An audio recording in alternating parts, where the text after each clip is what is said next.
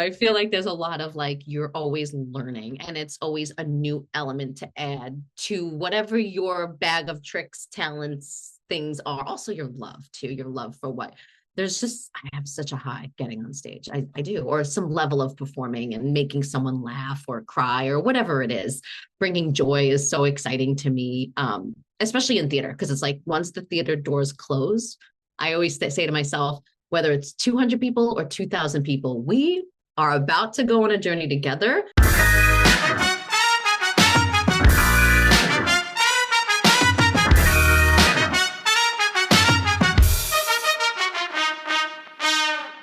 Welcome to the Funny in Failure podcast, a podcast that celebrates failure and shines the light on the emotional side of comedy and life with yours truly, Michael Kahan. Howdy, howdy, howdy. Today's guest is engaging, charismatic, warm, friendly. The list goes on. Candice is absolutely hilarious. She has a great energy about her. She's a pioneer for living life and the ripples it has on an ever-evolving career. This was a deep dive and I had a great time. I love how Candice empowered herself by starting her own show, Italian Bred, actually putting pen to paper and actually performing over the years. It's super interesting to hear. Italian Bred is her first special and it's now out. Check it out. I believe it's on Amazon Prime and Apple. We have some connection issues at the end for those watching. Candice was in the middle of a storm in New York, which is wild. She's fine and everything was okay and it went well. But we do lose video for a small section of the podcast, but the audio is crisp and clean. Okay, cool. Let's get into it. Candice Guardino is a comedian, writer, host, and producer. She's currently writing her debut comedic essay collection, Confession of an Italian Bred Girl, because therapy is expensive and laughing at myself is free, which is being shopped to publishers. She also produces a hit weekly podcast, Don't Start, co-hosted with WWE's Sarah Schreiber, who will also be on this podcast, which features inspiring guests. Candice is also developing a new television project based on the IP of her grandmother's secret family journals. She'll also headline a 2026 national tour. Links are in the episode notes, so check it out. So as you can imagine, we dive deep and we cover a lot, and we chat about dancing competitively and judging, Italian Bred, journey of self-discovery and growth, her wild fertility journey, writing and attachment, musical theatre and regional runs, nerves and performing, plus plenty more. Before we get into this chat, I'd love it if you would share the podcast around, follow, like, subscribe, as it allows me to lock in amazing guests like this one, and it really helps me grow the podcast. Okay, cool.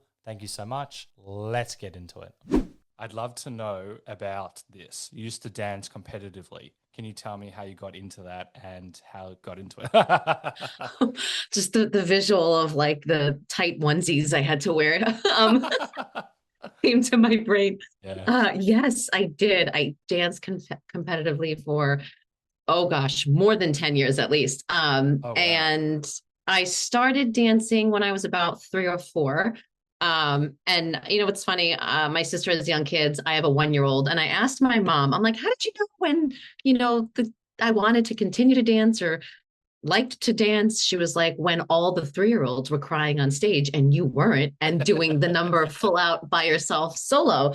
So I think those were the moments my mom was like, oh, she should stay with it. And then it turned into competitive dance. And that's, you know, 10 competitions a year, and you've got, you know, over 20 costumes, and your parents are going broke to keep you in it. Yeah, it was a lot. And then my sister joined the fun. So it was definitely an interesting way to go. And I actually really loved it. I'll say this. It was crazy, but I really, really loved it. I loved it so much that I broke my ankle mid-dance at a competition on the ballroom floor, and I continued to dance. And I don't remember the pain, but I remember everyone's face in the audience, like looking down at my ankle, because my mom described it as, it just looked like it disconnected from your foot, was like not with your ankle anymore. And I just continued, and people were horrified. No one clapped at the end. They just looked at this girl like, get her off. So I really loved it. Yeah, I could tell. They probably thought like your mom just pumped you with drugs or something. They Yes, didn't even totally. Like, I guess I don't know if they say adrenaline, but you know, I was 14 at the time. And it was just, I knew when I looked down and it was like, oh, that doesn't look right. You have a great pain threshold. That is wild. And also like being 3 and everyone's crying and you're not crying. And you insinuated, yeah, you insinuated that it was a crazy period. Was it like, I've only ever seen like the American shows where like models, but for like 3-year-olds or 5-year-olds, I forgot what they're called, and they're like pumped with makeup. They don't want to do it. Their parents are forcing them. Sounds like the opposite with you, but you implied it was crazy. Was it just crazy? It was definitely crazy. Yeah, can you expand on that? That's hilarious. It was totally crazy. I would say this. Yeah, we did like the makeup, the fake hair. I grew up in Staten Island, New York. So like makeup and, some sort of extra hair extension was not like a weird thing. Like we just did that. Like we had curls and things. My mom is not a stage mom, still isn't till this day. It's very funny. So she was the type of mom that was like, you don't have to do this. We can go home. Like she never understood how to put makeup on us. Like she would have to ask the other moms, can you help me? Like my mom was not the over the top, go out there and do your best. She wanted to go home. Like she would try to convince us to figure out ways to go home. Like that was my mom's goal. And she was always nauseous because she was so very nervous. So it was a very specific mom I had. So I didn't have a stage mom. But by chaos, I would say like, you're up at 6 a.m. You're dancing. Your first dance is at 7 in the morning. And then you're dancing until midnight, because then you have like a break. And then, your next dance is at 10 a.m. And then your next dance is at 2 p.m. And it's just like, you're just going. And when you weren't dancing, you were doing classes and conventions.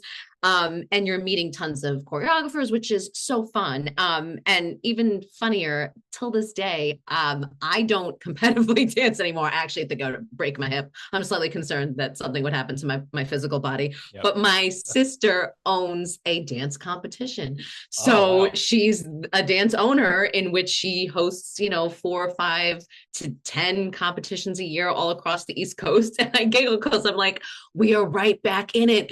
Oh my God. And I actually judged the whole 360, and I judged the competitions the first, 3 years. Yeah. Cause for side money when I was in college and I think I started as senior year of high school, I would judge competitions for money because it was like, that's a great way. Yeah. I mean, I was a terrible, terrible waitress. So like, that's a whole nother, I did that. And I was an even more awful bartender. But you're a good Pilates instructor. So that's all. Apparently I got better. I should stay that way.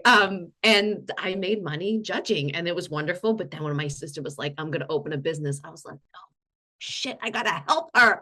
And I did the good sister thing and I judged for like 2-3 years. And then I was like, I can't do this no more. I can't do it. That is hilarious. I love how you've come back to it. You finally leave and then it's like knocking on the door and you're right there. I could imagine like you walking there with a cigarette and you're like, hey kids, I'm going to be a judge today. What are we looking out for? Is it like quite structural in terms of what you need to evaluate? Like how do you? Yeah, you need to, I will say this, because I've been in it for so long, I'm not the easiest judge. And there would be certain things that would drive me crazy. And one thing that it drives me crazy till this day, my niece is 7, she's going to be 8 years old soon. And she is now a competitive dancer. And when I go to these things, it still bothers me. My husband grew up as a competitive dancer as well. So my husband was in it for many years. I didn't know that, yeah. Oh yeah. I don't know what happened. I just got roped into this and now we're like, we're one big family. But something that, it still drives me crazy. I'm actually getting the icks up my spine.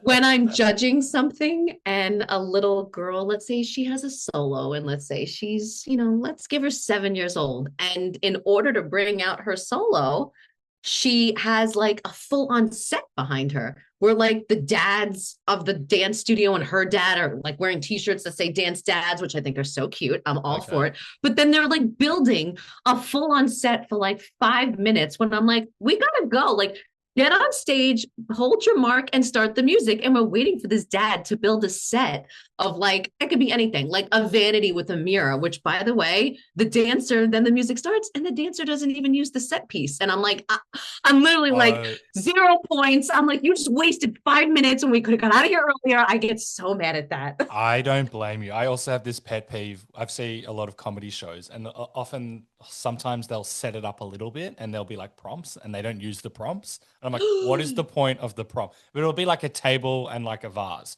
So there's one No. comedian, Aaron Chen, I think he's moved to New York actually, and he's doing very well, Australian guy. He like Well, did hopefully it. he's using his vase. So he did like he talked about it in one of his sets or implied it, and then he just got this table with the vase, and it's dry. Like he keeps on like referring to it without referring to it, and then he just drinks from the vase with flowers, and he's like, "That's how you're supposed to use a prop." And I'm like, "That is disgusting," but at least you used it. But at least he used it. It is Yeah. disgusting. I don't think I can't get on board with that. But at least he uses it, How right? old were Like those that drives me flowers? crazy. Were they plastic Oh, flowers? Were they fresh flowers? Did he cleanse it before? Either way, I respect him immensely. yes, he's using the prop. I wouldn't Yep. take points off for that, but Yep. I do take points off for those who don't. It drives me crazy.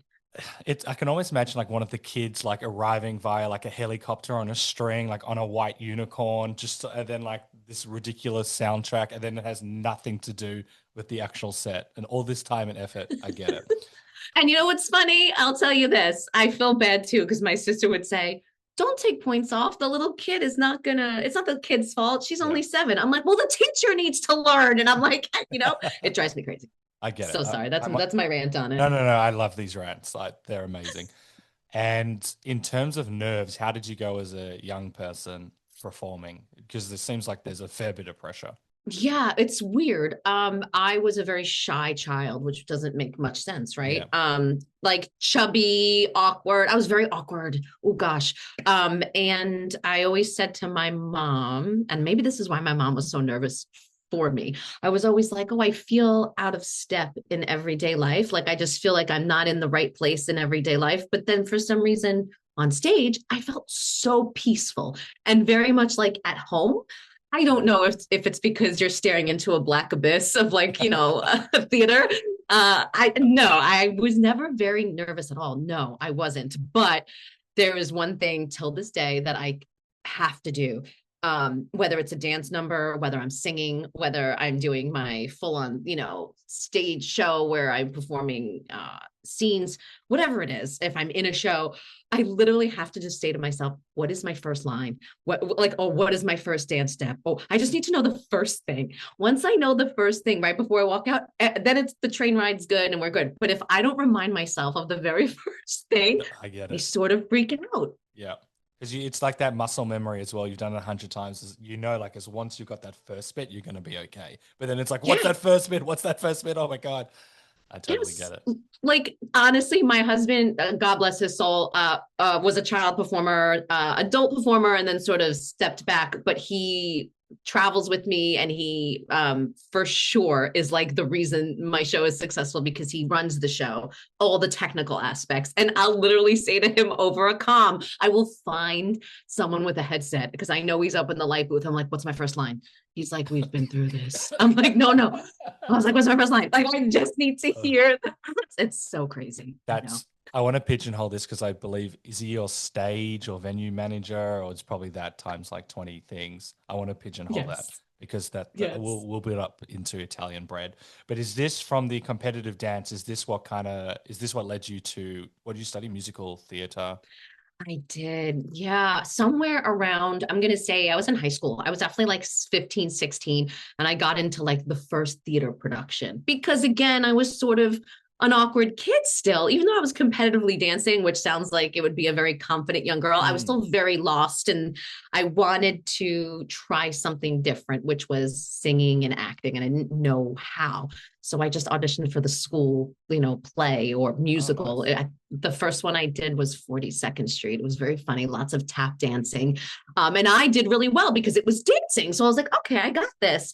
And then there was that moment being on stage where you're like, wow, I can talk and someone reacts, or I can sing and someone is reacting. And I think that's something dancers often, growing up as a dancer, you don't get that until you've done and migrated over into theater. When you're just dancing, some people are totally satisfied with that. And I just felt like there was a moment where I was like, I think there's a little more here for me because I'm not going to be a rockette. I'm 5'2". This ballet career is not going to go any further. I started to connect things at like 16. So yes, I had that moment of like, all right, let's try the theater. And it took me a bit. I mean, I was in college freshman year, still figuring out vocally what I sound like. And there were girls there that had been singing since they're like 7 years old. And I was like, oh boy, Wow. I'm not there yet. I called myself, I still do, a late bloomer. I really am. It's just, I have to grasp every ounce of it. And I totally understand it. But I'm not the one that's like, oh, I got it in a second. No. I need to like grasp it. So it took me a bit, but I did discover the love for theater somewhere in, say, the end of high school into college. But that's really brilliant on your end, especially if you're aware you're a late bloomer. That could scare you away. If you see everyone else potentially excelling or being better than you, you could be like, oh, I'm not good at this. I don't want to do this. So what actually allowed you to do that? Especially if you're not sure of yourself. You could be like, oh, I don't want to be in this environment. Like, that's pretty cool. You stuck with it. Yeah, there's a lot of insecurities wrapped in that, right? Like I had a ton of insecurities, looking back, being like, she's gets it in 3 seconds and I have to really work this. I have to work at harmonies, or I had to work the joke, or I had to really memorize my lines. But the only thing that really kept me grounded and like, I would say driving forward, was there was one thing that came natural to me. And it sounds really crazy, but like I had a stage presence. I knew that much because of dance. People would, or professors and teachers would be like, you have to work at it. We get it. But when you're up there, you're the one we're watching. And I'd always get these nice compliments. And I thought, okay, I have this thing. I don't know what it is. They call it the it, right? Oh, the it factor. That can go anyway. I don't really necessarily, know what that means, but I did know, I know how to command the stage when I'm up there. So I had this thing in me that was like, okay, when I'm up there, I feel like everyone is watching me, but I have to really work at what I'm doing to make it good. Like I was just not good overnight. It took me, and I'm still like every day, like if I haven't done a joke in a while, or I'm writing a new joke, or I'm working on a new song, I'm like, oh, I can't just roll out of bed and sing this. Like I have to go to voice lessons. I have to do. I'm the type of person that has to do the training. That's very cool, especially now. I think it's amazing when people get lessons or go back to school or whatever. I think that's so important because sometimes we feel like we can't at a certain age. That's really awesome to recognize, potentially it's you building upon a strength. Is that something you've always been doing? Yeah, I think that comes from, oh gosh, dancing. Because in dance, you're never as good as the last song you just did. You got to, now the last class you just had, the last ballet class, the last jazz class, you're never as good as the last one. You got to keep going. You got to keep going. So you always are training. So I think, and that is also a theater thing that I grew up in too, which is you're always in training. You're never just like, I'm done. There's no done. There's no done. You're always sort of learning. I feel like I said to my husband the other day, I was like, funny, we've been doing this since we're kids in some way. And I still feel like I've just started. And he was like, oh, Candice. I'm like, but I do. I feel like there's a lot of like, you're always learning and it's always a new element to add to whatever your bag of tricks, talents, things are. Also your love too, your love for what I have such a high getting on stage. I do, or some level of performing and making someone laugh or cry or whatever it is. Bringing joy is so exciting to me, especially in theater, because it's like once the theater doors close, I always say to myself, whether it's 200 people or 2,000 people, we are about to go on a journey together. Our phones are off.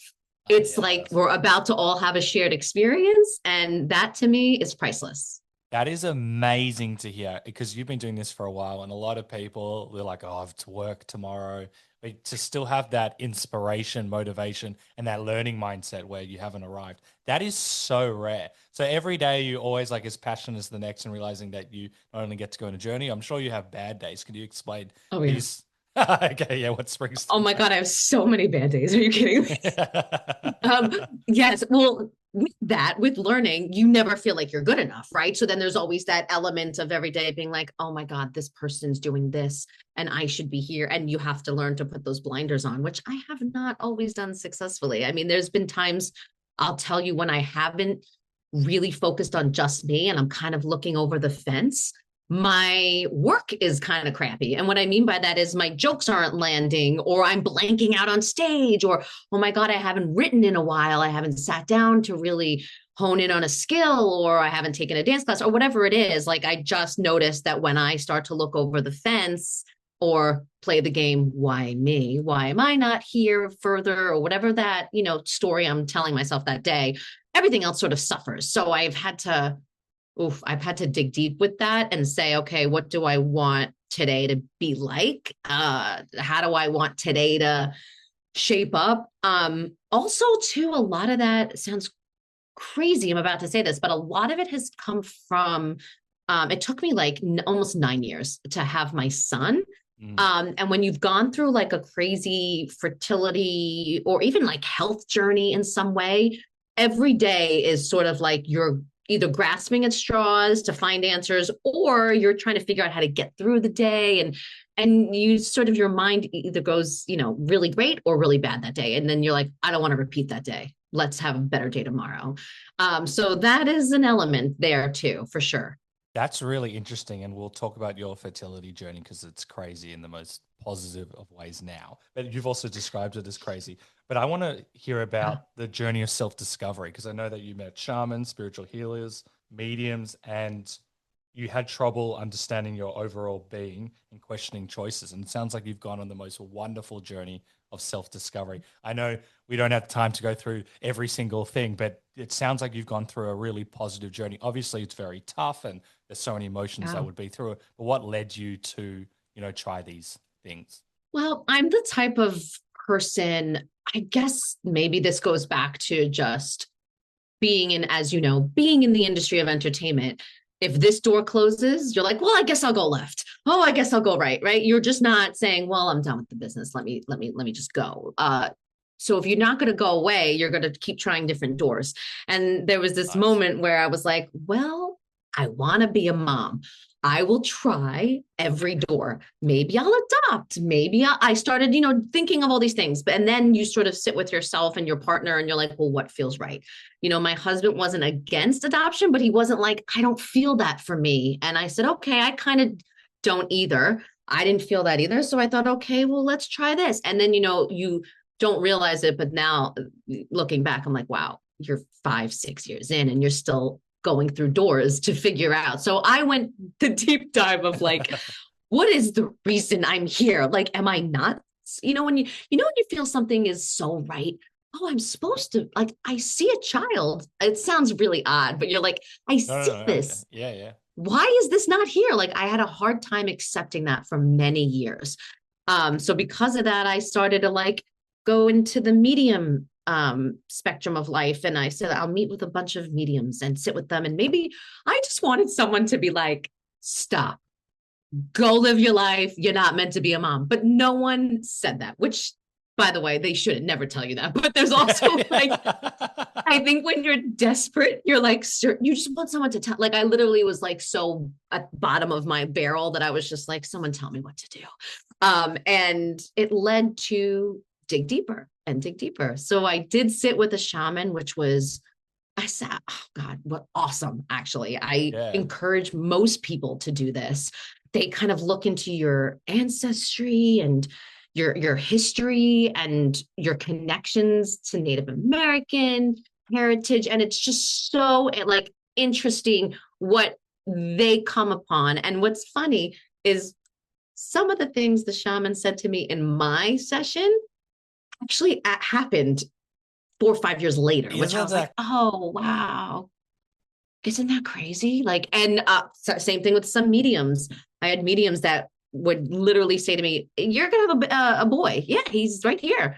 Oh, he's right here. You're going to have a boy. The letter M is circling you. And I'm like, I don't have anyone named M. Like, I didn't. And then I ended up naming my son Maverick for a very different reason. But it was like, these little things that you look back and you went, oh my God, they did say that to me. So yes, I did the deep dive. And also too, like, self-discovery is wild. I don't think any of us know why we're here. I know we're here to do good. I don't want to get all like crunchy granola on you. But I love this stuff, by the way. I've looked into all of this stuff. I love it. So you can say whatever you feel comfortable. I also went on a retreat where my husband and I, like everyone's right, like we went on like a 72-hour retreat where they took our phones. We did sound baths and we did hiking. It was amazing. It was very sad. We cried a lot. We only ate like certain foods that they gave you, and they were very small. Well, my husband's like 6'4", and a big guy, so he was like, "This is all they're giving us." I'm like, "Have mine." It was like that. It was a little bit like jail for a second, but it was very wonderful and cleansing for the body, and just all these things that you do in the journey to like, okay, are we supposed to be parents? It also turned into, okay, why the hell are we here? Like, what am I supposed to do? We're panicking about surface level things in life every day. Like, how many Instagram followers do I have? Like, does that really matter, Candice? There's these things that I realized I was panicking about. And I'm like, what am I panicking about? So it was very humbling. Isn't that awesome? I know, I think it took over 10 years, correct? I forget the years. I've been listening to your podcast, which is great, and we'll talk about it. Isn't it crazy how you set one goal, and yes, you achieve that goal, but then you see this other door and these wide possibilities, and you're just going there probably to have a child, and then you're learning so much about yourself.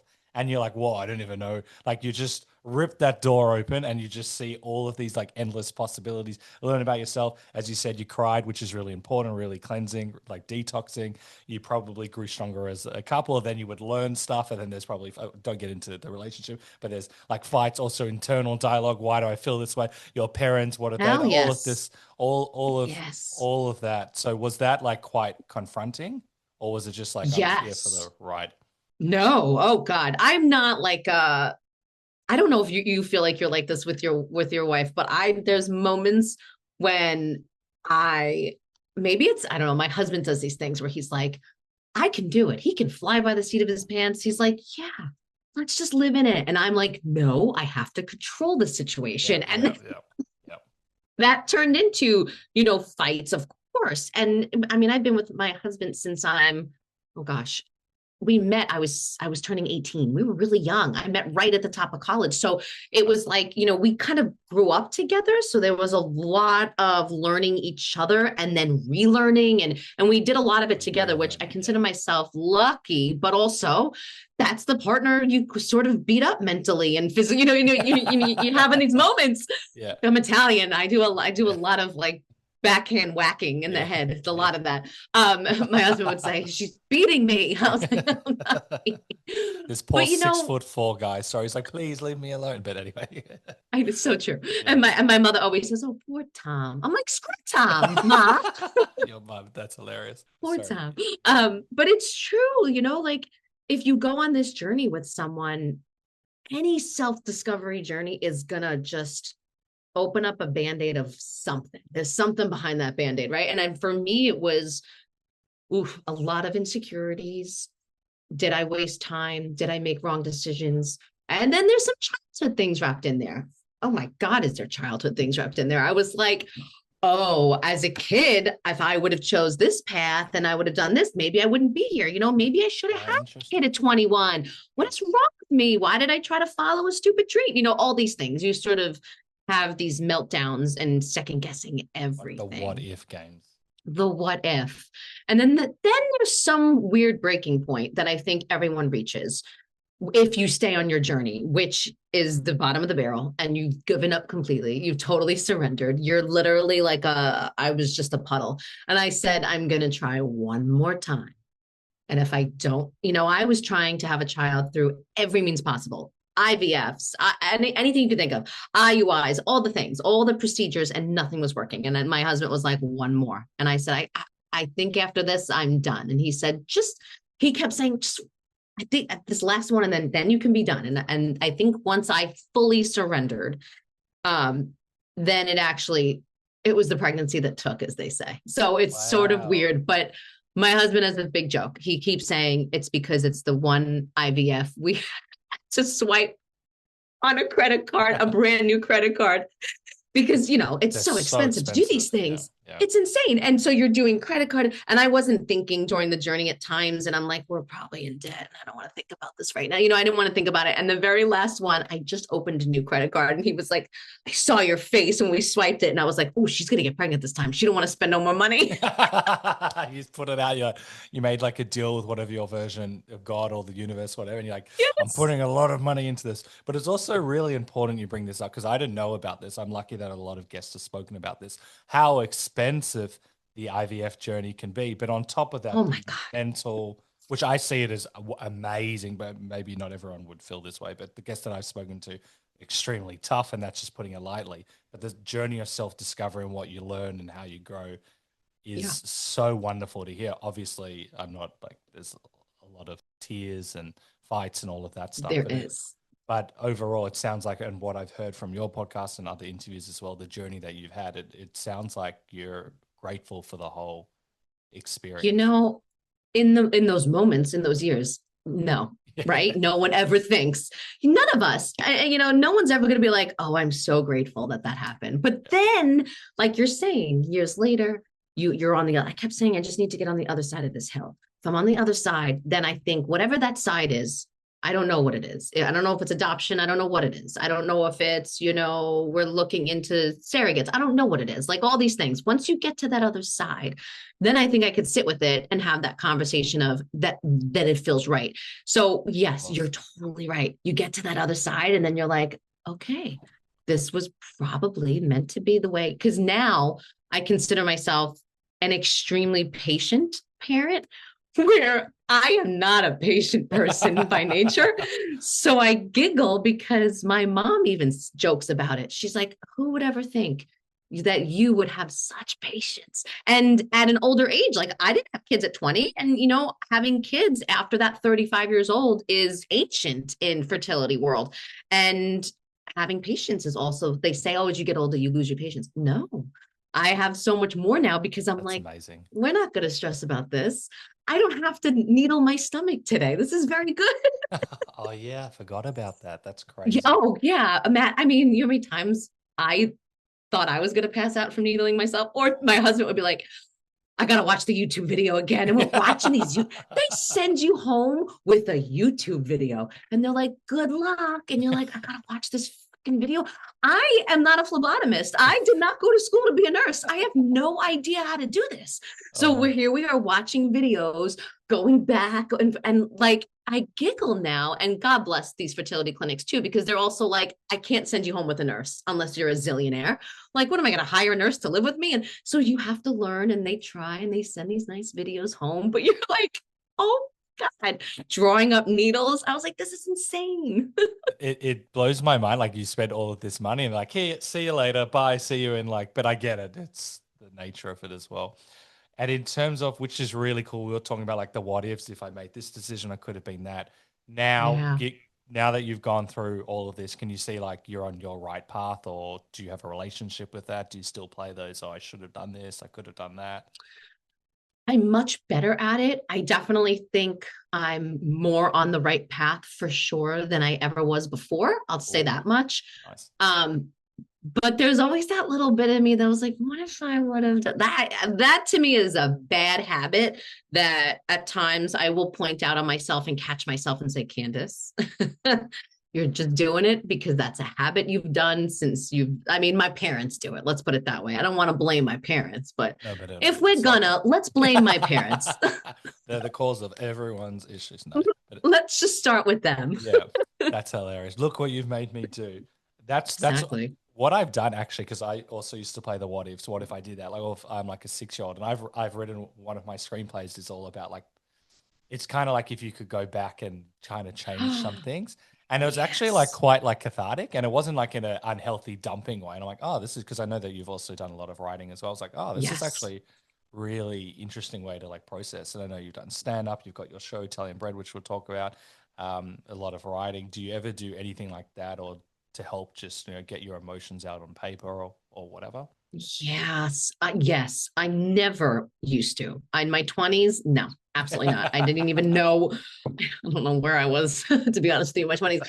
But I'm looking up in my office and like I have now like vision boards and I have a journal, and it's not because I like the idea of it. You know what I mean? I do it because, like you said, writing something down really is cathartic in some way, because it's almost as if the words work themselves out a bit as I'm writing and I can Yeah. see it. It's like a puzzle piece. I can't explain it. Or a script when you're typing it into Final Draft and you're seeing all the dialogue on the paper or whatever it is. Like, and it is very cathartic. So I agree with you on that. And I don't know if you feel this way, but like, isn't there like a little bit of a high that when you're in a scene that you're writing and you're like, oh my God, this is going to be good. And you're like, Yeah. I'm like in my own world. Are you in your own world when you're writing? Oh, I like I'm transmuted in some different dimension. It's like an amazing, most of writing is, to me, is like procrastination, or I'll be like, why did I do this? Why did I put pen to paper? But then in that like 1 minute of the hour wasted, you put pen to paper, like, I am a genius. This is the best thing Yes. ever. And then like maybe the next day Yes. you're like, this didn't actually make sense, but I still have that feeling. I love it. I think it's Yes. the best thing ever. Well, this springs to mind. The worst, someone read my script who's never read a script before. And you mentioned Final Draft.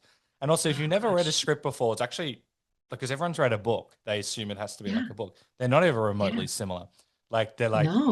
with the description and all of that, you just get like two Yes. sentences max sometimes to describe what's going on. Someone goes, Yes. I love the format of your script. And that was the feedback. Because with Final Draft, it's the same format. And they were like, you are amazing at the format. And I didn't have it in me to say this is what they all look like. But That is so great. Well, I'll make you feel better. One time I wrote a script, submitted it, went through a bunch of producers, and the feedback was, we love the names of the characters. I'm like, that's great. I'd take that. I was like, that's my feedback. I was like, well, I guess my script sucks. I was like, that's you, but you like the name of the characters. That's like they're all like John Smith the first, John Smith the second. That is, yeah, I think wild. one character's name was Lucy. And like, I think it was Lucy. And they were like, oh, we love that name. And then it was like Noah. What, it was like typical like rom-com names. And I was like, oh, didn't have to search far for these names. That's I heard that, I don't know if this is true. In Seinfeld, I think Jerry and Larry will pay people to use their name because if they found a name that just sounded funny, because they've all got like Oh, outrageous that's names. funny. And I've like been a big fan of good names. I think that's really important. Is it what sells the script? No, but it's really No. important for. That's hilarious. You've also sold some scripts as well, Yes. which is pretty exciting. What was it like when you sold your first script? I was in shock because I didn't, grow up to be a writer in my brain. I thought, like sort of what we discussed earlier, oh, I'm going to do Broadway and be a musical theater dancer, singer. And then, somewhere along the way, I realized how much I enjoyed writing. And I was like, okay. Or my husband would joke and say to me, like, do you realize you just wrote an entire pilot in a month? And I was like, well, Wow. yeah. He's like, Candice, like things were just coming easier to me Yeah. than, and I shouldn't say writing's easy. Writing is not easy, but they would flow out of me a lot easier than like other things would that I would try. And so it was definitely a trial and error for a while. And then once you're 10 years in, you're like, oh my God, I know how to write, and now I just have to write something good. Because usually my first draft is really sucky. Oh, But like there's bones, there's something there, right? Like there's some bones. But yeah, when I sold my first one, I sort of was shocked. And I was like, oh my God, this was a lot. This actually, that was easier than trying to get my, union card in the Broadway world. I'm like, that was harder. yeah. Can you tell me about that? Because for screenwriting, that's come a bit more naturally for me. Like typically, my Right. first draft, I change it 100 times, but the first draft is Yes. still the core of it, and it still remained the Mhm. same. And like a lot of the feedback I've got is like, "Oh, this is amazing! How many drafts have you done?" I'm like, "This is still the core of the first." It just kind of That's so flows. great. I meditate, and that helps me write. Yes. But all of that stuff. Oh, we should talk about that. You meditate. I love that. Okay. Yes, I meditate every day, but I'm not meditating to write. So maybe I should. it's come about when, talk about acceptance and what was the other word? Yes. Surrender. It's come about when I haven't wanted it. Like there's the story I speak about all the time on the podcast, and it's probably quite embarrassing, but I wrote, it's too long of a script, but I was just meditating, got this idea, and I was like, I don't even know what this is. Like I didn't even know some of the concepts. And I wrote it down. It's probably like, the story's probably changed over the years, but let's say 6 to 10 pages worth of Yeah. notes. And then that's ended up becoming a movie, and it's probably 150 pages, but it was 210 and I've cut it to 150. I just don't know how to cut it anymore. But that was like just like a gift from whatever you want, like the universe, whatever. And that just came about naturally. Normally I just meditate for me, or if I've had like writer's block or something, then maybe I'll be like, help me, or how do I get there? But normally it's just Oh, for, that's amazing. I love that.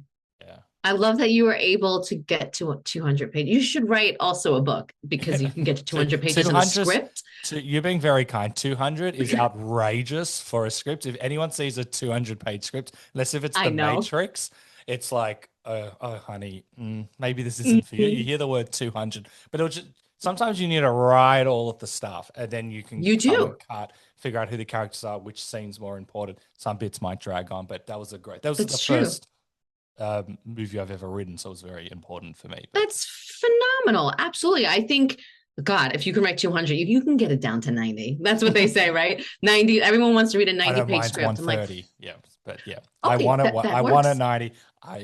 I put it to the side for 2 years, so maybe we'll come back and cut it. I do that often too. I have a drawer full of scripts that my mom or dad will say, like, why don't you throw them out? I was like, never. I was like, I'll get to it next year. And they're like 3 years old. But, it's like you said, it has to marinate somewhere. And then, you revisit it, because then you become a better writer over the years. And you're like, oh, let me check that out. And then you're less attached as well. That's what I found. Oh, yes. So, actually, talking about attachment, what do you like if you've written a script and perhaps it's gone a bit further, maybe to producers, and then they're like, no, how do you? I know you've sold some scripts and some didn't get made. I'd love to, because that's like the scariest thing for me in the world. Yeah. I think, oh gosh, for me, I think it's because I never really took myself seriously as a writer. And I know this sounds crazy, but because I was just like, oh, it's just for fun. When they're like, here, you sit down to the note session with executives and they give you a bunch of notes. And I'm like, oh, fine, I'll change it. And I had an agent once say to me, they're like, so this isn't bothering you that they're literally changing the plot points? I'm like, no, it's fine. Then I realized, oh, right, most writers are attached because this is, they're so, ingrained with their writers and they're really good. Or I just assumed, okay, you're giving me notes to make it better and I'll just move on. And I don't get super attached. But I will say, if it is something that I am writing from truth, that I get a little tough with, where it's like, okay, this is factual, or this really happened to me, and we now want to change the outlook of that. I'm like, no, this has to stay. It depends how, I'm very flexible if it's a story that we sort of made up and, who cares? Let's make it better, or let's just try to, you can't please everyone. That's first off. You can't please every executive, but you can try to do your best. But when it's something super personal, there are certain things that you want in there and you're like, I can't. And that's hard. It's hard for me to speak up to say it, but I do say it. I say it with a very big smile, but I say I'm not changing it. Oh, that's great. And that you are a rare human being. No one has ever been so, like, obviously you want it to go well and attached, and hopefully it sounds like you can differentiate between a good and a bad idea, but you're like, no, not doing it. I think that is so beautiful and the rarest trait in a writer. So rare. It's hard. And what do you like when you sell it, but then it doesn't get made? Or is it typically you try to sell the script and that's goodbye? I mean, in this business, I'm so proud if someone reads it. And then if it gets sold, I'm like, oh my God, like it's like the biggest miracle. Yeah. It's upsetting sometimes when you're like, oh, that thing I sold 3 years ago, I guess it's never getting made, or, whatever that is, or it's getting rewritten by someone else or whatever. It sucks a bit, but there's always, us as writers, specifically writers, you could be selling things all the time and no one knows your success, and no one knows it because it's sort of this, I call it like the back office. Like I said to Tom the other day, I was like, I feel like sometimes when you're a writer, you're working, but no one knows what that means unless your movie is in theaters and your name comes up on the credits and they're like, oh, she wrote that, But otherwise, we're always working in some capacity. And that's sort of hard. You want a little bit of that recognition of being like, I did this. And I'm not a fraud. I'm working. But, I I do accept the idea that sometimes it is just not gonna go your way because this business is so crazy. I use the word crazy, but a lot because it is. No, One definitely. minute something is selling and going, and the next it is dead in the water in 24 hours. And you're like, well, I don't know what happened there, but that's done. And so, like I said, then you go through the next door and you're like, I gotta make a left, so it is very odd. It is a very odd business with that. You have a great mindset with being able to, navigate or pivot in a sense. I think I had a guest, I could be wrong, he had sold 15 scripts, but I don't think his name was ever attached to them. So he's a highly successful writer, but his name might never appear on them. Because you also, for people that don't know, sometimes you can sell it, then it gets rewritten, or maybe Yes. the director wants to put his name on the script so it sells better, like things like that. Whereas you may have written Yes. 80% plus. Obviously, there's always going to be rewrites Yes. and stuff, but you don't get the credit. And I was like, wow, this guy is the world's most successful writer and he's got like inverted commas nothing to show for it because they've rubbed him of all of his credits. And It's yeah. so true. And I don't want to say that we all want like the gold star, but we want a little bit of like, good for you. We all want, Yeah. it's nice. Like I want grandma to be like, oh, there she is. She did Yeah. it. So I do think there is a little bit of that in all of us. So I feel bad sometimes when something's not gonna get any further than it's going. It's nice to make a paycheck. I mean, it's a freaking miracle these days. But especially being a writer. But yes, I've had that a few times where I literally have either come in and been the writer to now punch up the script and it's already existed, or I'm selling it and they're like, well, we're gonna buy it and then we're gonna do what we want with it. And I'm like, okay. And then I don't know what happens to it. See, you're a better person than me. I don't know if I could let go of the script. I would like have to be attached. Or is there like rules? How does it work or really It script? depends. I mean, I think if I was a I call myself big fancy writer. If I was like, someone super famous writer, I'm sure you can be attached to any and stay attached. And then there's also those moments where you're like, well, I want the paycheck. I also want the experience, of getting the Right. executive notes and working with people and knowing, okay, my next script, whatever that may be, I'm not going to do that. I'm going to learn. So that was a big learning curve for me too. Accepting some things that I cannot change, right? Because this is the We would just cut off and you were just tying up the point around acceptance and moving forward with the script if you have any last thoughts on that. Yeah. I still feel that like in general, when you're writing that script, you just have to have this inner peace with the fact that it may not get to the lengths that you want, and you may not be able to see it all the way through, or you might. I mean, deep down, I think we all want to be the Duffer Brothers and get to do Stranger Things, Yep. season fives of show. That's so rewarding and living out and getting to see your vision all the way through. I hope that for every writer. Great, great take. And I want to talk about Italian bread, but I want to build up to it because this is really awesome to me. When you finished your studies in musical theatre, I think you did some work in regional runs as well. How important was that Yes. for your career, and how did you balance the time and maybe being away from friends and family? And I'm sure it's a very hectic schedule. How did you overall see those experiences? Yeah, I mean, for the first, gosh, couple of years of even just doing theater and tour life, I mean, first off, my husband and I were both touring at the time, and that's not easy. Yeah. You're learning yourself, your relationship, and you're trying to, I mean, I come from a big Italian family, so you're always trying to like come back for every event and holiday. You're like, "Oh, mom, I didn't want to miss this." And that is a big juggle at first. Being a theater person, there's a level of that is a bit of a nomad. You're just picking up your suitcase and going. But then there's also a part of us that, I mean, I just love traveling and I love being in a different theater, getting to do, tech with the lights and the sound in different spaces. Those moments are very fun for me. So I have no worries and stuff like that when it comes to those things. I actually quite love it. I think it's more like you said, the juggling of like real life and stability, that gets a little crazy. Yes, because I've had so many people that have done like big tours and stuff, and it can just be like crazy. You just bang, bang, bang, bang all the time, no real rest, no breaks Yes. between rehearsals and going to a completely different city. All of that sounded like quite crazy, but it's like probably quite exciting when you're young and you're working and When you're young, yeah, I think it's totally fun when you're in your 20s and you're like, what city are we in?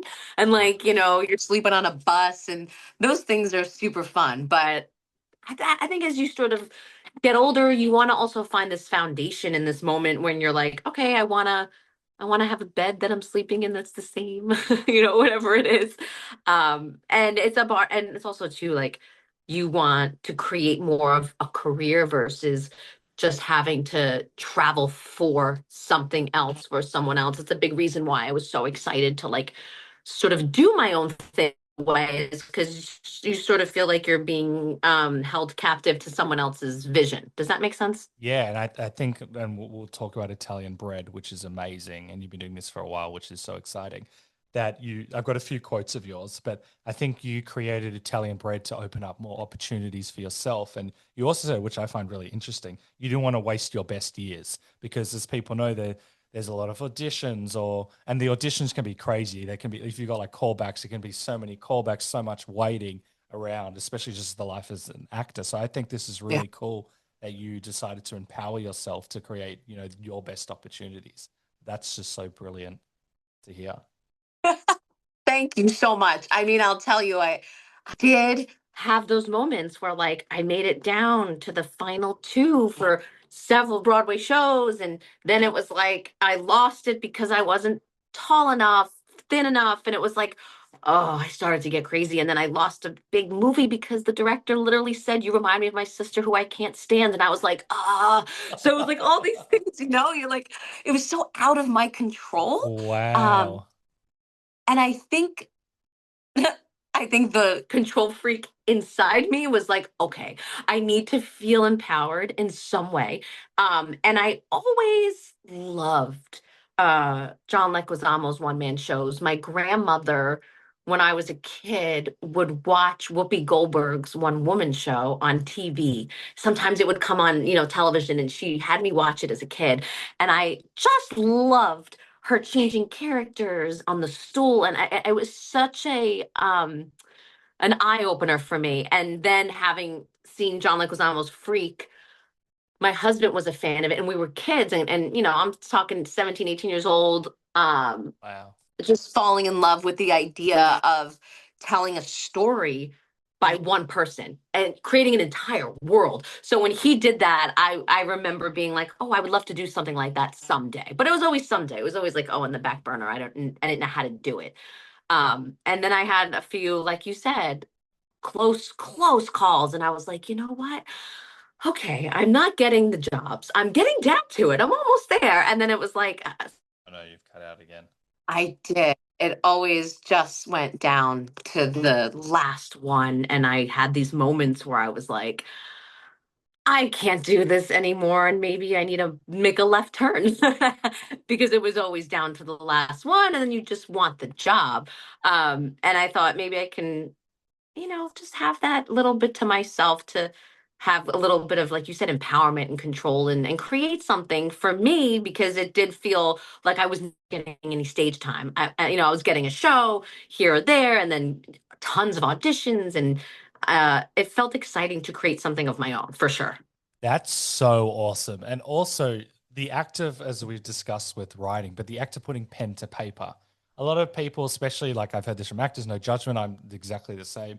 We're like, oh, I'm going to write something for myself. I want to, do this. I'm not getting any roles. But a lot of people don't do it. So either you could continue like the game and then like go mad, or two, you can completely give up. But you actually put pen to paper. That is so rare. Was it as easy as putting pen to paper? Then you create Italian Bread. I think you've been doing this for like over 10 years. Was it as easy as that? Like what were some of the challenges of getting it made and out Oh, there? definitely not easy. Very, very hard. It's taken me this long to sort of even sit down to have the guts to produce it and do a comedy special because it was, back and forth of years of doing sort of stand up and incorporating the storytelling with the musical theater background of singing, and I wanted to create a whole, you know, experience. I wanted the audience to sit there and say, "Oh my God, she's storytelling, she's doing characters, and then she's singing." And I wanted it to feel like there were 10 people up there, but it's just me. That's something John Leguizamo did so well that I wanted to just embody that for a moment. And it didn't happen overnight. I mean, my first couple of, I would say at least 2 years was me for sure going to open mics and working the stories and working the Yes. characters. Okay, that doesn't work, that's not funny. Okay, that's funny. Oh, they like this. So it was just a lot of that, and then the next couple of years was formulating an 90-minute show and how that worked in a theater setting versus a comedy house. That was a whole nother Oh, aspect too. isn't it? I read or heard you talk about this. Had you done stand up before? I know you've done UCB, so you would have been familiar. But I with definitely did a lot of comedy. I never did stand up. I admired stand ups, and I thought, oh God, they're funny. That's must be difficult. And to give me a microphone, man, I'd have to have something planned out. I would yeah, never yeah, just take that mic and run with it. That is not, I could probably do a little, make you giggle, but it's not something that I could do as a craft really well. I'd have to prepare. And for me, I am a good storyteller. I always was. And I knew if I could tell the stories the way I wanted to tell them and sort of give each story a different emotion, a different highlight, it would create a really entertaining piece. But that took a bit to learn, for sure. but I love this. As I said, one of the many. I just think the process of getting something like Italian Bread out is, we could talk about this for hours. But you see what needs to get made, and there's so many things that can scare you off, and performing comedy in front of people would scare 99% of people off. But you got up there, and I know you're doing your characters and all of that, but that's so exciting and empowering. And did you just have this crystal clear goal of what? Obviously, it's changed and it's evolved over time, but did you have this goal and nothing was going to stop you from getting this show made? It was started, let me just get through this performance. Like, it started really minimal. I was like, okay, my very first off-Broadway production of it, I was so nervous that honestly the first time I was really, really nervous to perform anything, because you're up there and you're like, who's got the next line? Oh crap, it's me. Like it's always you. Yeah, You're yeah. not really relying on anyone else. And that is, it's fun, scene partner. And then when your scene partner are Oh no. gone, I- oh right, it is just to fall in love with yourself, and the audience becomes your scene partner. So then it flipped for me somewhere, and then I started having a lot of fun, and I was like, okay, now I understand what this is. My audience is my scene partner. The audience is the ones that are with me on this, and then it sort of felt collaborative. And when something feels collaborative, I'm game.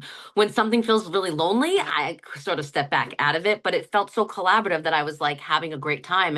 And each, my husband always says this joke where he's like, wow, you wrote a really good show. Like, after every performance, because I change it up each time. I'm not just, doing the Oh, same thing it's over and over. changed. So Oh, I okay. I didn't. do. Yeah. I sort of, we all have these family stories, and I just keep evolving them and changing them. And oh, now I'm going to tell this one, and I sort of craft it back into the show to make it work. So I do, but every now and then my husband will always do that joke. He's like, it's good, Can. I'm like, oh, thanks. Well, your husband's a huge part of it as well. As we said at the start of the podcast, he goes with you and he's like your, I don't even know what you want to call him, but I said like venue I of call him choice. everything. He's like the stage manager. He's everything. He's my husband in the moment. Then he says to me, "We're not husband and wife until this is over." I'm like, "You're right. Goodbye," He's like, and move don't on. hug me. It's inappropriate. Don't even look at me. We're just getting this done. That's hilarious. And because you've been doing this for a while now, obviously when you do something for any amount of time, there can be like levels, your motivation levels can like vary, but it sounds like once you're up on stage, the motivation and inspiration is always there. That's really interesting to me. Honestly, like you said, sometimes it's like, oh, I got to go to work, right? There's that element of, we all have that. Like, that's so normal. We all have that. And I definitely have moments where, especially during the fertility journey, where I was like, I do not want to perform today. I don't want to make anyone laugh today. Like, I don't want to do this. And then something would happen. Like, I'd get up on stage, I'd give an okay show because I was just not okay. But I gave a decent, I did what I could. And then after the show, someone would, ask to, chat with me backstage. And I love that. Or I'd come out and chat with some audience members and someone would say, oh my God, I lost my mom last month and this put a smile on my face. Or, oh my God, I had such a tough year. And seeing shows like this make me feel good about, my family and myself. And I thought, okay, that all of a sudden would pick me up. So that is how I got through. There was the moments where I didn't want to get out there. I didn't want to do the thing at all. And then I would do the thing. And then all of a sudden, the audience would respond in a way that made me feel like, okay, I can get through another day. So I always say to myself, I have these moments where I'm like, Italian Bread actually helped me get through it because I Oh, for sure didn't know if I'd get through it alone. that is so amazing to hear because obviously you're giving back to people and they're laughing, having a good time. You're receiving such wonderful feedback. But at the same time, and you probably didn't realize it maybe in the moment, that this is actually really crucial for you as well and help you during an extremely difficult period. That's amazing. I've got so many questions, but we'll see how we go. Um, this is obviously probably a longer question, but maybe we'll do a snapshot. Your parents, I'm sure, and you've spoken about it. I've heard you speak about it briefly. Your parents are probably a bit skeptical of you doing this show, and now they're your biggest fans. And I think they've helped you like sell merchandise, and they've come to shows and stuff like that. Could you give me a bit of a snapshot of that relationship? Because there's also that element where you like playfully teasing them and the family, and now they're like famous in their own way. Yeah, in the beginning, again, coming from like, God, an old school Italian family where my father was just like, how you gonna make money? Like, that's all I care about. And my mom is the type that says, please don't embarrass us. There's just that. Those are the two perspectives I got. And then they would come and watch. And my dad was like, oh, you're good. You're not bad. I'm like, well, I didn't think I'd be bad at this. And then as it started to evolve and more shows would sell out and then we started with the merchandise, my dad would make me laugh so hard because he'd be like, I see it. All right, I'm going to sell the merchandise. I'm like, why are you selling it? Because I don't want anyone to steal our money. I'm like, what, the $20 t-shirt? Like to him, every dollar counts. So yes, now it's like literally morphed into my sister calling me on the phone and she's like, what would be a funny bit for me? Because imitate her in the show as well. And my mom would say, the other show I saw last month, you did a different story of mine and that was funnier. And I'm like, oh, okay. So I get notes now all day. Really, and I'm sure you probably didn't ever like foresee that this would happen because at the start, potential nagging, what are you going to do with your life? All of these stories, or maybe there's potentially they could be offended, and now they're playful like, no, I did this, I'm more neurotic here, or I'm crazy here, and they're giving you notes. Yes. What a I nice. get full notes where at one point you are concerned because you're like, I am telling true, raw stories, and they're not the most flattering stories of these characters. And I said to them, these are the stories I'm going to tell. And my mom sat in the back of the theater that first time and hid her face. And then each time she'd come, Can you hear me? she'd sit a little closer in the theater. She started in the back, Uh, and then before you know it, she'd come closer and closer, and then finally she would sit in the front row. And I was like, all right, we're getting better. that's amazing. I'm glad that you had that, and I'm glad there's more unity and harmony around that because I'm sure it would have been stressful, especially at the start. And now that you've got your debut comedy special, which is also called Italian Bread, I know you said it didn't happen overnight, and the challenges to get it made, and you've been doing this for a while. And I think you may have insinuated. I heard you on another podcast. Maybe it could have been a sitcom, or maybe it could have been something else. Yeah. Did you have industry like reps saying we're going to do this, we're going to do that, or it's not going to work, it's not going to do that? Like what's been the have you had experiences with that, or was it more just about the potential Yeah. goals? It's funny. My original goal was just to perform. And then it morphed into it's selling really well. Then it morphed into, like you said, industry coming up to me, this should be a TV show. And then I learned, the writing and the aspects of which I want to make this a movie. And then it all morphs into something else. And it sort of snowballs. I've had so much industry come to me with, pitches and ideas of it being a TV show. And then I've had it go as far as we sell a pilot and then it doesn't go. And then, you go as far as producers want to back the movie and then the funding drops. So yeah, I think there's a world. I know that was the worst. I think there's a world in which any of those avenues come back again because they always do. I always say the second someone sees the show and then or they see how I write and what the exact characters are, there's a new set of people that come forward and go, this would be a great show. And I'm like, yes, I know. Yeah. I don't know what the future is holding. There's, obviously some people in my orbit that are trying to produce this and pitch this over the next 2-3 years as TV shows and as a movie. So we'll see. I do think there's a world in which something exists for sure. I agree. And this is already out. So how can people check it out? Very exciting. How do we get people to watch it and get you then your 10-picture movie deals, your sitcoms, the whole that would be, my mother would just die if that happened. She would love it. Well, if you haven't seen the blimp that my mother has hired flying in the sky, you can see you can watch my show on Amazon and on Apple TV. It's my name, Candice Guardino, Italian Bred. But my mother probably hired a blimp that's over your house because that's mom. That's brilliant. I'm excited to check it out. That's so awesome. And just hearing about the journey and still the passion and love for doing something and the evolution of it, that's really exciting. I think you've done such a great job with this. Before we go, you've also got a podcast. How can people check out your podcast and can we get a bit of a snapshot about it? Oh, God, yes. I love podcasting because I get to do it with one of my best friends of over 20 years. Her name's Sarah Schreiber. We both one day looked at each other and we were like, we want to do a podcast. And I was like everyone else. And she said, no, we'll just chat, me and you. We can chat for hours. And I said, let's do it, but let's have on guests that we, love and inspire us to be better in this world. And that's sort of our angle for the podcast it's called Don't Start because it's like literally don't start the next story because we go from story to story to story, but we love to chat with people that inspire us. And that's the beautiful guests we've had on. It's so exciting. We just had John Edward on, the psychic medium, renowned psychic. Wow. I know. So great. I haven't listened to that one. I've listened to quite a few. Yeah, it's a lot of fun. So you can find us on Instagram. You can also go to my Instagram at Candice Guardino and you can find all the handles there. Yeah, cool. I'll put that all in the episode notes as well. And also, it's rare when I listen to a podcast. I also fell in love with your co-host. She's also got a really interesting story. I might reach out to her as well. I love the team of you two as well. That's great. Sarah's phenomenal. I'm going to ask the last 3 questions in kind of like a quick rapid fire segment. We'll do it as a rapid fire segment. Ready to rumble?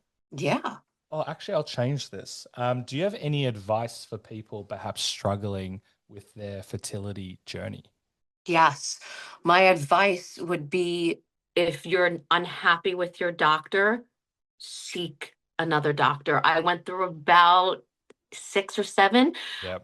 You have to find the team that believes that you can be on this journey because too many doctors always give the statistics right off the bat. Oh, you're this age, this won't happen. And they throw, another statistic at you and you're like, well, if they make you feel hopeless, you need to go to another doctor. So I would say change your doctor if you're unhappy immediately.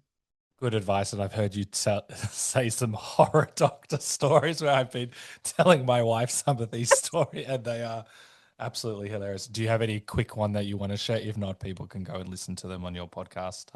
Yes, I will tell one because I'm always shocked by this one. And I don't know, I'm sorry if you're rehearing it again, but I had an appointment with a doctor who was a really great fertility specialist. Apparently he's gotten, a ton of women that I knew pregnant, and they all great things. And when I got there, he said, lie down on the table, all the things. And my husband was in the room. It was all normal stuff. And the light that is supposed to go, I would say, up your what broke. And he said, "Can I use my phone?" And I was like, "I'm sorry, you want to use the light on your phone to shine up my hoo-ha?" And he said, "Yes." I said, "Sure, just don't take a picture, please." Can you imagine that's like his thing? Because there are some gross people out there where they're like, "Oh, I guess it's not working." Because you're not the first person I've heard a similar type story. Like, "Oh, my light's not working." Same to me. The other one I will say shortly, I lived in LA for many years, and I go back all the time, but I did meet an LA doctor who was also a fertility specialist. And when he brought me back to talk about my statistics and numbers of my health and fertility, he also gave me his headshot and asked if I could give it to my agent. That is incredible. Back to the second last question. What are you most proud of? Oh, what am I most proud of? I'm most proud of my son, my journey with my husband, that we got there somehow. And I'm most proud of, I should say, us in that time too, because that is a moment when, relationships could just crumble, and it almost did. It really almost did. So I would say I'm proud we came out on the other side, not just because, oh, we got the baby. Like a lot of people think it's that. It's not that. It's that we actually stayed together and found a way through. I didn't know what the way through was going to look like. I'm just so proud that we stayed and we found the way through. Oh, that is brilliant. Thank you for sharing that. And the Or last question before I ask how people can follow you, and I'll put all of your socials and stuff in the episode notes. What is the one question I should have asked you? oh, the one question you should have asked me. I always say no one ever asks me what's my favorite food, and I'm Italian. I'm like, no one cares about what I'm eating. What is your favorite food? Do you have like a favorite meal that you can cook? Tell me everything. Yes. Oh my God. I love chicken parmesan. I love eggplant parmesan. I love penne alla vodka. I love all Italian food. I'm a pasta lover. I'm a great cook. But I also just love to eat. So yeah, I'm a big foodie. Love it. And before we go, how can people follow you? We'll put the podcast there. We'll put your tour dates as well for your show, your comedy special, social media handles, anything else you want to plug. Yeah. You can follow me on Instagram at Candice Guardino. You can go to my website, CandiceGuardino.com. You can find me there. And yeah, the special is January 27th on Amazon and Apple TV. Amazing. You are very empowering and uplifting, and you've got a great energy about you. And yeah, thank you so much for having this chat with me. Oh my God, you're so kind. Thank you for having me. I love how Candice reflects on how she's always learning and adding to a bag of tricks and talents. I love this because often in life when we achieve success, we can give up on this concept of learning and growth entirely. What I enjoy about a learning mindset is that it encourages us to keep growing regardless of where we are in life. No matter how successful or great or even knowledgeable one can be, there are always ways to grow, learn and improve, and also find new, better and more fun ways to approach things. Additionally, by learning new skills and tricks, this can help reignite our passions and keep things fresh. Candice speaks about going for voice lessons, trying new materials and jokes, and the evolution of her Italian Bred show, and how by simply living life and by having life experiences over time, this has continually helped her improve and think of new ideas and grow, not only as a person, but also in her career. Candice reminds us that by being open and committed to learning, we allow ourselves to keep growing and evolving. The results will be fruitful. So I'll leave you with this epic quote. It is what you learn after you know it, all that counts. John Wooden. Thank you for listening to the Funny and Failure podcast, exploring the deeper side of comedy and life.